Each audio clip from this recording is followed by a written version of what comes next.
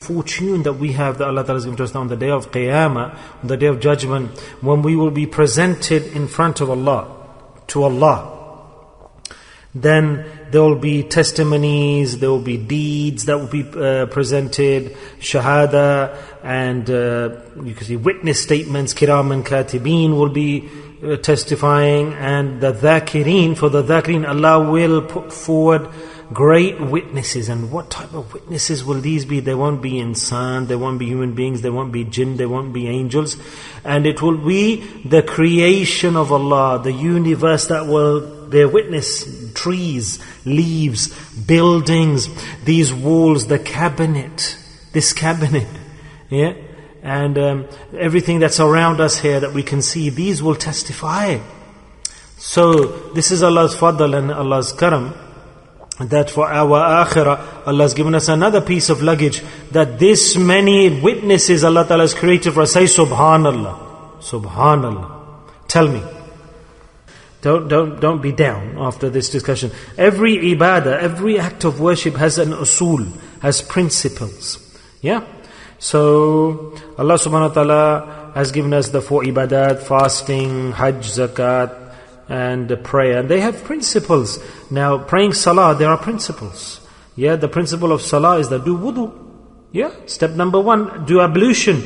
If you don't have wudu and you're praying salah, then will the salah be accepted? Will we get the reward? No, we won't. Because the step, the key for salah, we've broken. We can carry on praying, prostrating, bowing, doesn't matter.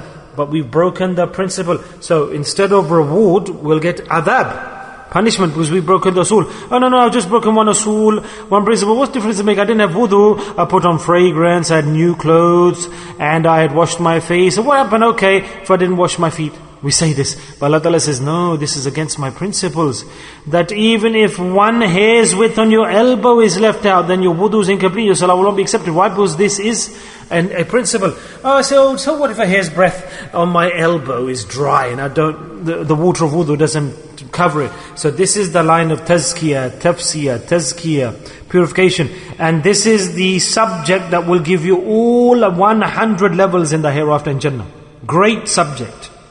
Great subject to study. And so will there not be principles of this path of tazkiyah? So do we want to learn them? We do. So if we carry on living without the usuls, then don't tell me, don't complain to me, because I will get there. And then maybe if you're not there downstairs, our Sheikh said the usuls, he taught us the usuls and we implemented, because this deen is about practicing, isn't it?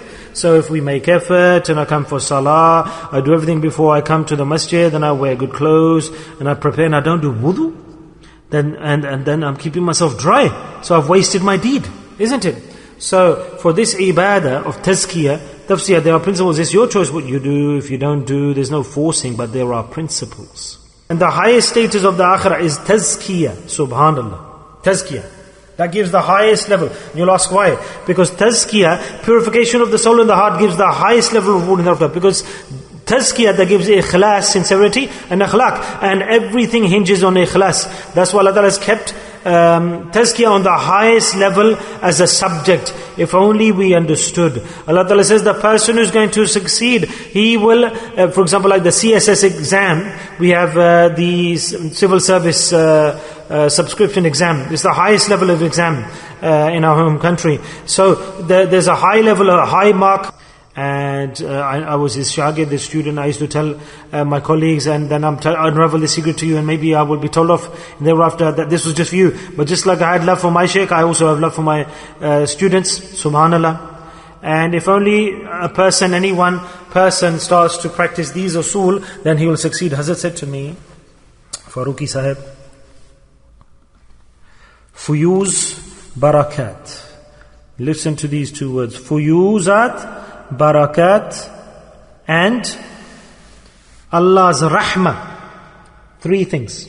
Fuyuz, Barakat, and Allah's Rahmah. The virtues, the blessings, and Allah's Rahmah, mercy. This continues. It doesn't stop. If a person, a salik, a murid, a student, if he grabs hold of 3 things firmly, subhanallah.